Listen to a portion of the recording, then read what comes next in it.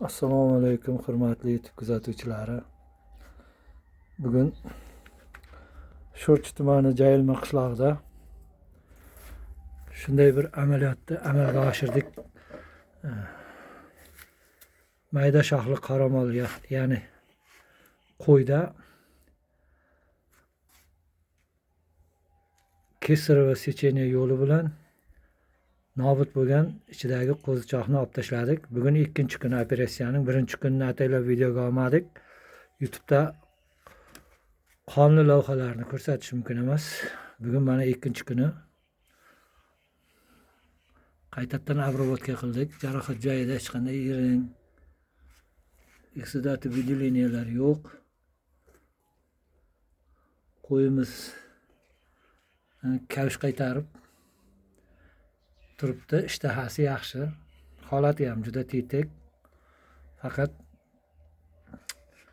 ichki o'rindan, bachadandan ozroq qon kelib turibdi. Bu jarohatning izlari. Biz albatta buni ham tozalab, обработка qilib hozir yuvdik. Endi umumiy holatini yaxshilash uchun bunga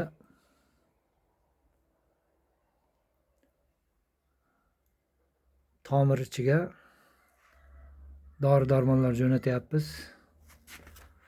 Qo'yning umumiy holatini yaxshilaydi, immunitetni ko'taradi va qon bilan ta'minlaydi. Ustidan bosma unchalik. Yangi qon bilan ta'minlab turadi. Holati yaxshi. Qo'yni bu holatga yetkazmaslik uchun hayvonlarning egalaridan iltimos qilamiz. Birinchi kun e'tiborli bo'lishini va homila oldi bachadan suyuqligining to'liq oqib ketmasligining oldini olish kerak va albatta o'zingizning vetrashlaringizni chaqirib homilada bo'g'oz qo'yini tekshirtirib turishlaringiz kerak. Suvi oqib ketganligi sababli qo'zi ichida o'lib qolgan. 3 kun yorib ko'ryapmiz, o'sha qo'zisi o'lgan. Bachadan ichida juda katta yallig'lanish va infeksiya miqdorining oshib ketishi kuzatilgan. Shuning uchun qo'zini kesir va usulda oldik. Shu darajaga yetkazmaslik uchun juda